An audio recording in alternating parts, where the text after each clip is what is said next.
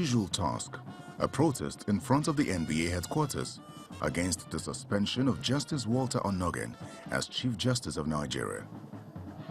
Among the crowd are women and youths. They say they are protesting in defense of the integrity of the judiciary, as written on their placards and banners. The co-convener, who is also the spokesperson of the Coalition of United Political Parties, reads some resolutions from a petition which they plan to submit to the leadership of the NBA. We resolve that the Nigerian Bar Association sitting over there should commence a total boycott of all courts in the land. Yes. That the Judicial Staff Union of Nigeria, which is meeting on Wednesday, and indeed all of us of democracy and constitutional governance, must shut down all the courts until these political barbarians are returned to their senses. Vice President Yemi Osinbajo and the Attorney General of the Federation are also accused of complicity. That the Attorney General of the Federation, Malami, and the Vice President Yemi Osinbajo be called upon to resign for being complicit in the constitutional breach. Yes. Just as they are about submitting their petition to the NBA president, 4 trucks of counter-protesters arrive, displaying placards which show their support for President Buhari's decision to suspend the CJN. They confront the protesters, while the police attempts to prevent an escalation.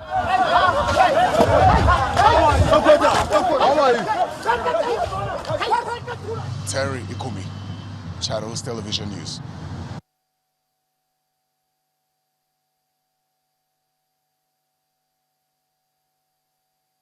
The final decision of the National Executive Committee, and which is relevant to that time frame that I've just spoken about, is that to show the displeasure of the body of lawyers in regard to what has happened so far, it has been decided by the NBA National Executive Committee that lawyers should go on 2 days boycott of courts nationwide.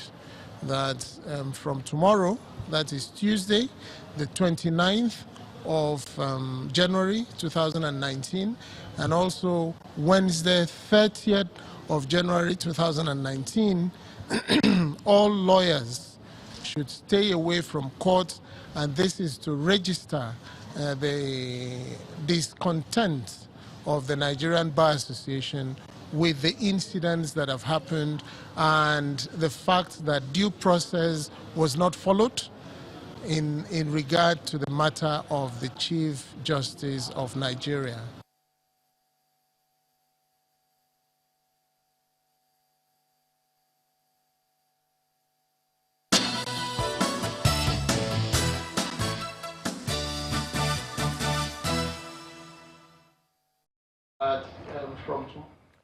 All right, so to shed some light on what transpired, we've got Mr. Jonathan Taidi, who is the Secretary General of the Nigerian Bar Association. Thank you for coming on this morning. Good morning. Thank you. Well, this is a big one. All eyes on the judiciary at this point in time. But having come up with this decision, so what does this particularly mean? There will be no court processes going on today and tomorrow?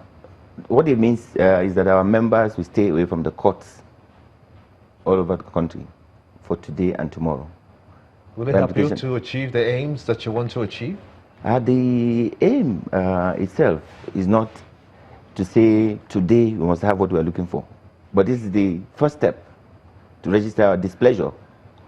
It's just the beginning of the journey towards enthroning the rule of law in the way we conduct our affairs. So this basically stems from the issue of the CJN and his suspension. What options do you think that the body of lawyers can have now? Because we understand that the NJC will be meeting later today, and it's supposed to be presided over by someone, but that person we don't know yet. Could it be Onnoghen on the one hand, or could it be Tanko on the second? From information available to us, Onnoghen or Tanko Mohammed will not be there to preside over the meeting. On our own part, there is a 3-man committee that is supposed to interface with the stakeholders, the Attorney General of the Federation, and some other key office holders, with a view to draw attention to this ugly situation we have in our hands. You know, but looking at your resolution, the emergency meeting held by NBA, first it started by affirming or approving all the statements that the NBA president had made before the NEC meeting. Yes. So, I mean, it was clear that the NBA was going to back all of those comments and then go against the swearing in of Justice Tanko from your NEC meeting. That was the pointer. That was where that was headed. It couldn't have gone any other way, was it? Could it? The pointer from the onset, from the perspective of the NBA, is that due process be followed in whatever we want to do. Now, and that is the foundation. Having laid that foundation, our president made statements in that light to say, follow due process in the removal or suspension of the CJN. And as a follow-up, the meeting adopted all the steps that were taken before this emergency meeting, with a view to driving home the point that did you follow due process? If you did not follow due process, then you can retrace your steps. And so, for the NBA, yes, what would you consider as due process in this matter? Due process in this matter is simply that the judiciary is an arm of government and has its own mechanism that governs the way affairs are conducted. One of such is the discipline of our judicial officers. Now, where you have separation of powers, it does not give room for the executive to wake up and, under whatever guise, take over the role of the institution, that is the National Judicial Council, that is supposed to regulate the affairs of our judicial officers. Not even to the extent that you can hide under the purported motion order obtained by virtue of the motion ex parte. Didn't that happen? Because now, if you say hide under that. Yes. Now, if you look at the motion, the order ex parte itself, what does it say? It advises the Chief Justice of Nigeria to step aside. He hasn't stepped aside. And then we're going to issue number 2. Yeah. So does that mean that he's still the substantive CJN? In the eyes of the law, yes. In the eyes of the law, he's still the substantive CJN, even though the president has asked him to has suspended him.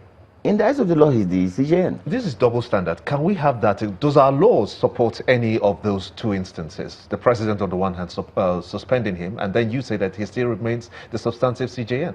Okay, now the action of the president appointing the most senior justice of the Supreme Court and swearing him in itself did not follow due process.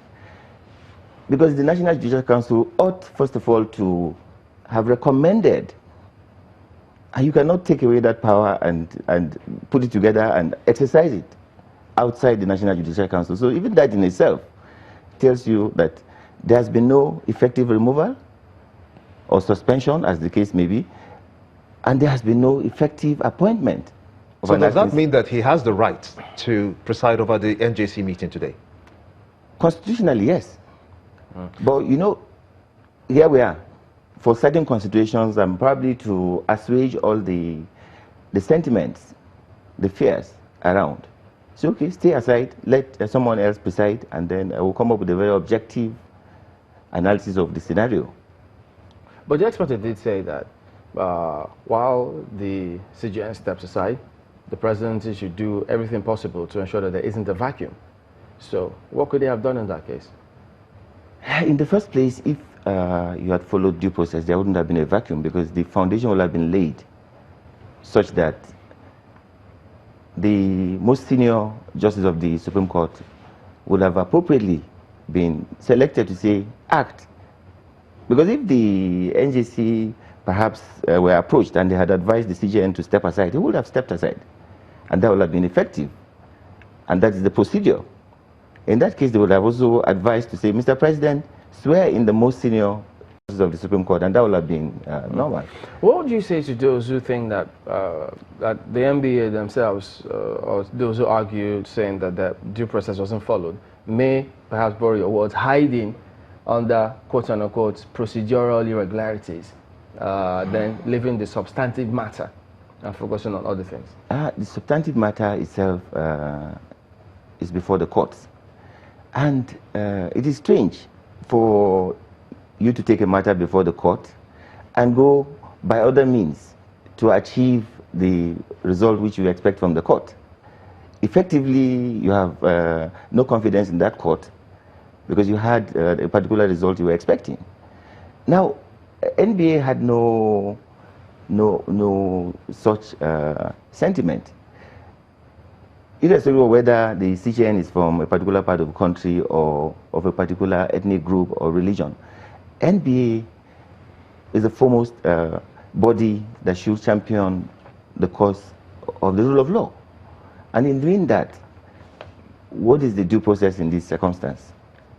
We have already outlined that there is a procedure for asking the CJN to legitimately step aside. Now, if you had followed that procedure, that would have been fine with everybody. That's 292 you're referring to? Yes. Of the Constitution. And then you cannot suspend the Constitution and apply other methods and then expect NBA to rubber stamp. Yeah, but is that the way it is? Because, I mean, the Minister of Information the other day was saying that, look, what the government did was simply correct because they couldn't have referred the matter to the NJC, contrary to what some lawyers think, because it doesn't border on professional misconduct. And so they were within their rights to have taken it to the CCC. But then what was wrong in the Minister of Information patiently waiting for the same court to make a pronouncement as to whether or not that procedure... The CCT? The CCT, yes. Because that matter too was going to come before them. The processes were there to argue whether or not.